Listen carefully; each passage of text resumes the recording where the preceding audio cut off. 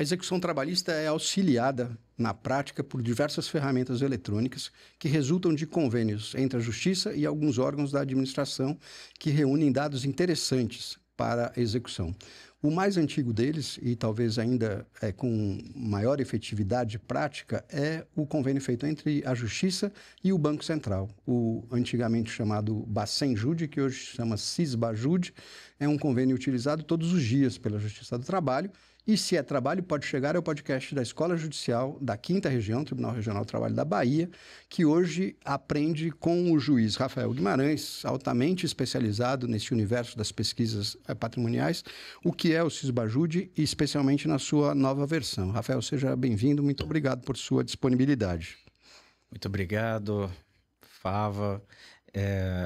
É uma honra, né, participar dessa edição do podcast, e é um tema muito caro, né, para o Poder Judiciário, né, que é exatamente tratar de ferramentas que conferem efetividade à jurisdição. Excelente. E exatamente na fase executiva, que é o gargalo, né, pelo CNJ e números, nós percebemos que o congestionamento, né, do Poder Judiciário reside da dificuldade de solucionar os processos que chegam na fase de execução. E esse tema, essa ferramenta em especial, vai ao encontro dessa política institucional do Judiciário de conferir, né, ferramentas eletrônicas para efetividade. Entre outras razões e causas, existe uma cultura que eu tenho a satisfação de acompanhar a sua modificação, mas que antes era muito arraigada, de que a execução não faz parte do processo. Então, quando eu comecei a judicatura, não preciso dizer há quantos anos foi isso, eu precisava relatar para a corregedoria quantas audiências tinha feito, quantos acordos tinha feito, quantas sentenças tinha proferido. Ninguém nunca me perguntou quantos processos eu tinha encerrado à execução com a entrega do bem da vida que a sentença reconheceu. Isso mostra, na minha perspectiva, uma desimportância, né? Aí precisou vir o Código de 2015 e dizer claramente, né? O processo tem que ser célere, inclusive na fase satisfativa, que é essa da execução. Mas o Bacen começou há mais de 20 anos, e aí eu gostaria que você explicasse para os nossos ouvintes o que é esse sistema. Bom, Fava, o judiciário, ele ao longo do tempo, ele vem tornando a busca patrimonial pelos meios digitais eletrônicos para a gente superar aquela fase, né, de diligências por mandados, ofícios, troca de ofícios entre o judiciário e as instituições que porventura tivessem informações patrimoniais, né, dos devedores, dos executados. E nessa era da informatização, nós tivemos, né, as reformas do CPC de 63, que foram cada vez mais introduzindo, né, as diretrizes para que o judiciário utilizasse as ferramentas eletrônicas de busca patrimonial. O que culminou no processo judicial eletrônico, né? Perfeitamente, né? Boa colocação. E nesse contexto, começaram a disseminar, foram disseminadas, né, várias ferramentas eletrônicas que eu nomino como família ajude do Poder Judiciário, que aí a gente tem a maior referencial nosso, o antigo Bacen-Jude, que hoje é o Sisbajude, mas temos aí o Renajude, mais recentemente o Serpjude, o Sniper, dentre outras, né? A gente poderia passar Infojude, né? Que já inclusive está em processo, né, de uma atualização e virar uma nova ferramenta que é o Receita Ajude. Então, todo dia nós temos novidades das ferramentas eletrônicas, tanto o desenvolvimento de novas ferramentas como a atualização das que já estão aí, a exemplo do Sisbajude, que além de ter feito uma repaginação, né, porque o Bacen-Jude, quando foi criado, ele tinha como gestor o Banco Central, e aí veio a nova ferramenta Sisbajude sob a gestão do Conselho Nacional de Justiça com seus parceiros adicionais, entre eles o Banco Central, a Fazenda Nacional, dentre outros parceiros. A vantagem, Fava, de se trazer a gestão das ferramentas eletrônicas para dentro da Corregedoria ou do Conselho Nacional de Justiça é a facilidade para a gente poder otimizar as ferramentas de acordo com a necessidade dos nossos usuários internos.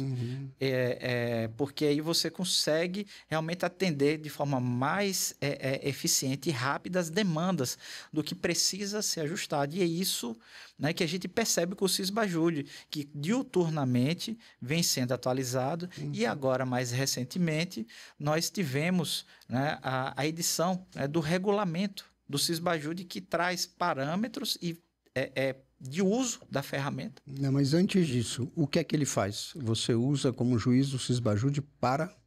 Perfeito, Fava. O Sisbajude é uma ferramenta, pessoal, que eu digo que ela é multifuncional. Tá. Ela tem como principal característica a busca de ativos financeiros e o seu consequente bloqueio. Então, é uma ferramenta que tem como principal característica rastrear ativos financeiros do devedor, executado ou investigado, porque o Sisbajude é uma ferramenta que alcança várias jurisdições, não só trabalhista, inclusive criminal, naturalmente. E, além de fazer o rastreamento de ativos financeiros, ela também tem outros módulos de obtenção de dados bancários em geral, como, por exemplo, endereços bancários cadastrados do executado, a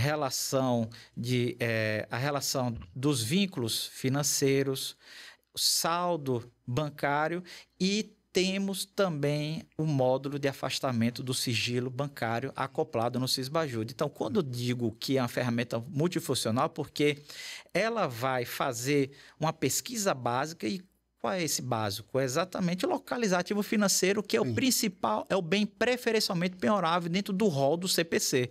Se a gente for lá, né, fazer um resgate no CPC, nós vamos perceber que o CPC, o legislador, ele fala, são os bens preferencialmente penhoráveis. Dinheiro está na cabeça, assim, está ali no topo, né? Não precisa leiloar, né? Perfeitamente. A expropriação, ela é imediata, né? É reduzido, né, a fase, o interprocedimental da recuperação do crédito, porque da penhora já vem a fase expropriatória e liberação, né, para o credor ali, logicamente atendendo os prazos e os trâmites ali dentro da sistemática, ou do CPC ou da CLT, a depender da execução civil ou trabalhista. Mas, então a gente percebe que o Sisbajude, ele tem, né, como característica primordial a pesquisa básica, é a constituição de ativos financeiros, busca de dados bancários em geral, como esse que eu relacionei, e também pesquisa avançada, que é a quebra do sigilo bancário por esse modo. Sim. E as novidades, quais são? Que é o que você anunciava. Houve uma evolução da regulamentação. Perfeito. Quais são as principais novidades dessa regulamentação? Perfeito, Fava. O Sisbajude, como eu disse, né, ele vem em constante aprimoramento. Quando ele substituiu o Bacenjude 2.0, ele já veio incorporando, né, os avanços do Bacenjude 2.0, em especial a capacidade de se rastrear e bloquear ativos imobiliários comercializados na Bolsa de Valores, né? Ações, aplicações, né, em fundos de renda fixa, todos os ativos imobiliários ali comercializados na Bolsa de Valores, né? Ele incorporou essa atualização última do Bacenjude 2.0 nessa migração para o Sisbajude, e ele veio com a sistemática da automação do bloqueio. Que é a famosa teimosinha, pessoal. A teimosinha é a repetição programada daquela ordem de bloqueio. O magistrado, ele tem hoje, com essa funcionalidade, a possibilidade de gravar uma ordem de indisponibilidade e gravar o prazo de até 60 dias com reiteração programada, até garantir o juízo da execução, dentro do limite que ele estabeleceu lá. Isso sem dúvida, melhora a eficiência da execução, porque você vai ter ali uma reiteração dessa ordem ao longo de 60 dias, desonerando a rotina da unidade de ter que ficar a cada ciclo de bloqueio reiterando aquela ordem manualmente ao longo, né, inclusive porque há uma ideia errada que corre ao redor do fórum, né? Ali, entre as pessoas, que a ordem seria definitiva. Quando o juiz diz assim, essa conta está bloqueada, ela fica bloqueada eternamente, qualquer recurso que entra ali fica bloqueado. E não é assim, né? A ordem de bloqueio é pontual, ela bloqueia o que está lá agora, não é? Por isso a importância da teimosinha. O que não tem hoje, mas amanhã pode ter, né? Exatamente. Tem realmente essa certa desinformação até, digamos, uma aura de misticismo dessa dinâmica de rastreabilidade do Sisbajude, porque realmente a conta do devedor ela não é bloqueada. O que teremos são varreduras periódicas ali ao longo daquela janela máxima de 60 dias. Mas se a gente imaginar que a dinâmica de varredura ela está atrelada ao horário ali da TED e dias úteis. Aí se a gente imaginar o Pix ele é 24 horas e todos os dias. Então a gente pode ter esse cenário de uma varredura num horário de expediente bancário, mas nas pontas o dinheiro movimentar pelo Pix. Por isso que é um dos problemas hoje do Sisbajude, precisa o comitê gestor do CNJ ficar atento para acompanhar a evolução tecnológica das transações financeiras para alcançar o tempo do Pix, por exemplo, né, que é ilimitado. Fora do horário bancário. Fora do horário. Então, hoje a gente identifica aí um dos pontos de atenção e necessidade de atualização do Sisbajude é para alcançar totalmente esse horário, né? Mas avançando, então, o Sisbajude, ele agregou trouxe, né, como essa funcionalidade, né, da teimosinha, que essa política, essa ideia de automação. E quando veio o Sisbajude, é curioso que ele não veio associado a uma base normativa, ele veio com vácuo normativo. E aí, tacitamente, os usuários, inclusive os parceiros institucionais que recebem as ordens, basicamente o Sistema Financeiro Nacional, estava utilizando como referencial procedimental do Sisbajude o regulamento do sistema revogado. Era isso que aconteceu ao longo de 4 anos, porque o Sisbajude, ele quando o comitê, quando ele foi desenvolvido, né, pelo CNJ, foi final de 2019 e entrou em operação efetivamente primeiro semestre de 2020. Então, a gente ficou com um vácuo de regulamento ao longo de 4 anos. Agora, né, finalzinho de 2024, o CNJ resolveu, então, editar a portaria. Foram 2. A portaria 03, que regulamentou, só que 2 meses depois foi revogada, foi substituída por ajuste até redacional, que nem precisaria talvez revogar, mas resolveu revogar a portaria 03 e veio a portaria 04 do CNJ regulamentando o Sisbajude. Então, o regulamento hoje é esse referencial da portaria 04. Este é o Pode Chegar, que hoje escuta o juiz Rafael Guimarães sobre o Sisbajude e a gente volta já.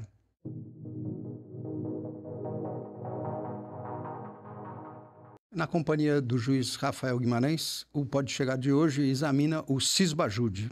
Pois não, Rafael, paramos no intervalo para ver quais são as modificações relevantes e práticas do regulamento novo, que, como bem alertado, ainda não está inteiramente disponível, né? Porque o manual está indisponível por enquanto. Exatamente, Fábio. É importante, pessoal, ter essa compreensão de que o regulamento ele remete a esse manual básico para ter a plena aplicação. Ele remete algumas matérias para esse manual básico. Eu vou dar um exemplo. Quem está familiarizado com o Sisbajude sabe que o Sisbajude, quando a gente fala o Poder Judiciário dá uma ordem, um protocolo de bloqueio, e aí o Sistema Financeiro Nacional ele volta com códigos de resposta, né? Bloqueio integral, parcial, ou não com negativa, não cliente, quando, por exemplo, o devedor ele não tem relacionamento, e uma série de códigos, são vários códigos de resposta identificando qual a situação daquela ordem. E esses códigos de resposta, a gente vinha utilizando como referencial do antigo Bacejude 2.0. E aí o regulamento ele remete a esse novo manual básico que vai estar em construção para que ele replique, né? Pode ser que realmente mantenha a mesma dinâmica dos códigos ou crie nova dinâmica de código, né? Dentre outros detalhes ali de operacionais do manual básico. Mas o que a gente tem de repercussão já imediata do regulamento, eu destaco, pessoal, que logo de estreia, o regulamento ali no seu artigo 1º, ele determina que o judiciário utilize o Sisbajude como meio exclusivo de busca de ativos financeiros. Isso é de um grande impacto, porque a ideia do CNJ é que o judiciário realmente centralize a penhora eletrônica. Evite ficar utilizando a dinâmica de mandado, profissional de justiça ou expedição de ofício pelo o modo das antigas, é o analógico, né, que a gente brinca, né, que foque no Sysbajude. E esse mesmo dispositivo, ele vai dizer assim, olha, excepcionalmente, pode utilizar o modo, né, analógico, não eletrônico, em situações de urgência, perecimento do direito ou quando a ferramenta estiver indisponível. Então, e o regulamento ele condiciona que, assim, devidamente fundamentado e justificado o porquê o magistrado, está utilizando, né, a ordem de bloqueio por fora do Sysbajude. Fundamenta dentro das hipóteses do próprio artigo 1º. Então, é uma ideia de fomentar realmente o uso do Sysbajude e quando for utilizar por fora, né, o bloqueio do Sysbajude, que fundamente. E também tem um detalhe, que é assim, quando a funcionalidade não abarcar determinados ativos, e pessoal, tem muitos ativos, produtos financeiros que não são abarcados pelo Sysbajude, como eu destaco numa obra escrita em coautoria com outros autores, que vai entrar em pré-venda logo mais, né? Investigação patrimonial na prática, a gente chama a atenção de que o Sysbajude ele não alcança, vou dar algumas situações aqui, Fava, cotas de consórcio, não, o Sysbajude não alcança, previdência privada, o Sysbajude não alcança, o Sysbajude ele não vai alcançar produtos como, por exemplo, títulos de capitalização, que é bem difundido, o título de capitalização ele não vai alcançar. A gente tem percebido também que algumas operações com recebíveis, né, principalmente os lojistas, o comércio varejista, por vezes, não está alcançando pelo Sysbajude, então a gente tem que ficar atento. A gente foca inicialmente no Sysbajude como meio preferencial, mas que pensando que em algumas situações possa ser que seja necessário fazer uma supletividade.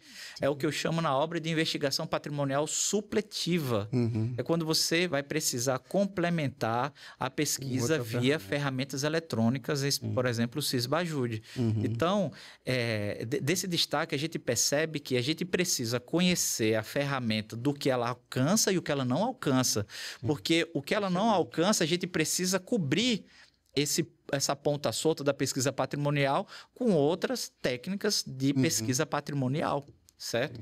E o regulamento, então, ele reconhece essa limitação do Sysbajude não tão explícita assim, mas que deixa uma válvula de escape para o operador do sistema a trabalhar, né, por fora do Sysbajude. Com suplementares. E basicamente, né, você deve estar curioso, está nos acompanhando, basicamente a gente tem duas técnicas de suplementação do Sysbajude, tradicionais, e isso é largamente admitido pela jurisprudência dos TRTs e dos TJs.